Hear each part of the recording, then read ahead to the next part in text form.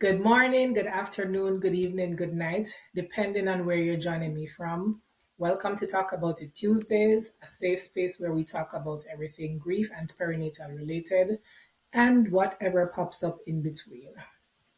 Today, I want to talk a bit about navigating adult friendships. Yes, that is a running topic for the last few weeks between some of my friends and clients that I encounter on a daily basis. Right? So, friendships as kids seems effortless. We pretty much see, well, for me, I saw some of the same people at basic school, which would be, I guess, kindergarten here. I saw some of the same folks at primary school. Some of them were even there at high school. So it was effortless. We had no choice but to play with each other because we were pretty much in the same classrooms. Some of us even lived in the same neighborhood. So we were pretty much connected by design. However, as we progress throughout life, some of us go to college, some of us become parents. Life gets busier with work and other responsibilities that may pop up, which make friendships harder to maintain and almost impossible to form new ones. And that can be a whole topic by itself. Some of us have our baggages coming in with. We have had bad experiences with friends, so some of us aren't even open to forming new connections, right? Outside of that, though, we have to accept and admit that seasons change. People are there for a reason and a season. And as cliche as it sounds, there is some truth to it.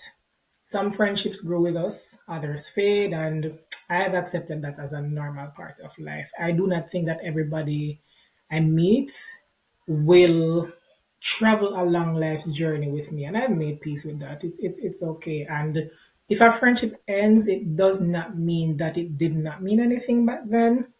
But for whatever reason, we aren't on the same path right now. We may have outgrown each other. Something may have happened to separate us.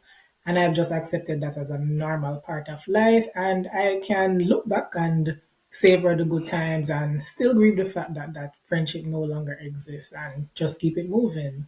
So I grieve the ones who leave, and I will not let bad experience or past baggages deter me from forming new connections. All right. So to maintain adult friendships, we have to be intentional. Intentionality matters. Again, unlike childhood, where we see pretty much the same people every day, adult friendships often need scheduling and effort. So, for my best friend who lives in a whole other country, we oftentimes do quick check-ins. We send voice notes, right? From time to time, she would come and visit. And this takes effort because both of us are busy women and we have different things that we need to tend to. But it's something that is worth doing if we want our friendship to last. So, like our romantic relationships, we schedule date nights, we schedule time to sit aside and talk. We pretty much have to do the same things with our friendships in order for it to work. I remember maybe a year or so ago, I do not really speak to this person every day or even every week, but I would check her last seen status on WhatsApp to just ensure that she's alive. That is my sign of life for, people I care about that I may not touch base with. And I noticed that she was absent. She wasn't online for maybe over a week. And I actually called her and she was going through a rough time. So me just knowing her patterns and taking the time to reach out despite what was going on with me, opened up the communication line and also gave us the chance to catch up and to, you know, catch up and what am I trying to say? Whatever was going on with her, I had the opportunity to walk through it with her by just noticing that her pattern was a little bit off. All right, so again, quick check-ins and voice notes. For those who are in the same area or in close proximity, we can make coffee dates. I have a friend who every now and again we meet up at a cafe and we'll have bagels and boba and we just chit chat and sometimes it's no longer than an hour, but again we're both busy ladies, we're both moms, we're both wives, but an hour here and there sometimes do make the difference. Quality over quantity. All right, so I oftentimes joke that I don't have a friendship circle. I have a dot, and that dot keeps getting smaller and smaller because the older I get, the firmer I become with my boundaries, I guess. Not that I'm walking and just cutting out people in my life, but I'm at the point where I know my worth and my values are a little bit more present, I would say. And for those who don't quite fit in that space, it's okay too. We can always agree to disagree. It's not like we're in malice or anything, but my circle has been getting smaller and smaller. When we were younger, at least I can speak for myself, the idea was that the more friends you have, the more I guess supported you are. But after a while, you learn some hard life lessons and really realize that you don't need such a large circle. You just need deep, authentic friends who bring more fulfillment. We don't want anybody who gonna stress us out too much. So anything that's fulfilling and authentic, that's what I'm going for. And if that looks like a dot, I am a-okay with that. All right, so saying this and saying that, we have to also acknowledge that again, people are MIA for different reasons, right? Motherhood, sometimes death, sometimes the end of a relationship, people lose their jobs. So many things are happening, right? And if we are the friend we would want to have, I think that it's worth, again, reaching out to find out, hey, did I say something to offend you? Is everything okay? Instead of just cutting off people and, we stay aside and we're up in our feelings. We just have to check in again and extend grace, right? People may not always be available the way they once were. And there may there may be nothing behind it. You may not have anything to do with it.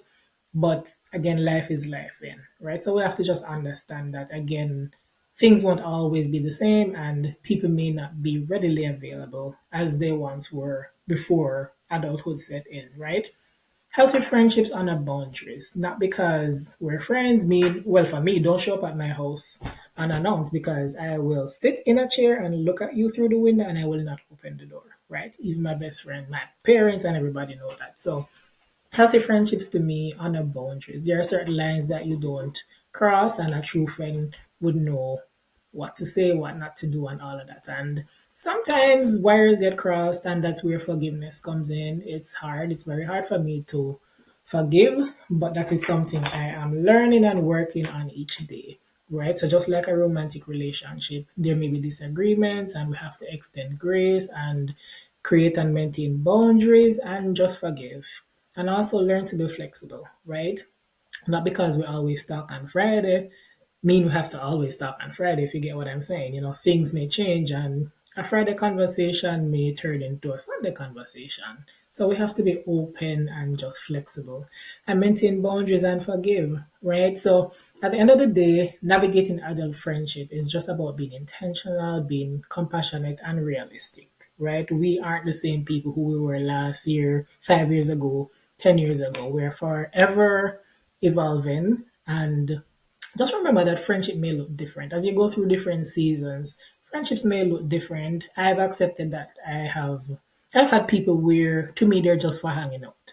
I've had people in my life around for years who I'd never tell anything personal, but they're there. And not because I wouldn't exchange certain conversations with them does not mean that the friendship was not meaningful. The friendship just looks different. All right. So, despite all of that, friendships can still be meaningful and rewarding. It's just something we have to work. Again, being intentional, compassionate, forgiving, extending grace, and just being realistic. All right, so let me know what you think about this topic. I always look forward to your comments and your text messages off social media. I will post a video and somebody may reach out to me on WhatsApp, and that's fine. But if you have anything you want me to talk about specifically, feel free to reach out to me at bereavementbeyond at gmail.com. I'm on Facebook and Instagram and TikTok under the same name, Bereavement and Beyond.